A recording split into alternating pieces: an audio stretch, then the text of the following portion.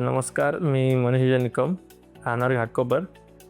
मी last 4 month आधी इथे hair transplant केलं होतं आणि आज 4 महिने पूर्ण झालेत माझ्या हेअर ट्रान्सप्लांटला आणि रिझल्ट खूप छान आलेला आहे. लूकमध्ये खूप चेंज झाला आहे आणि निलेश सरांशी भेट घेऊन मी ट्रान्सप्लांट केलं आणि त्यांनीच योग्यरित्या सांगून माझं हेअर नाही का परफेक्ट झालं आहे.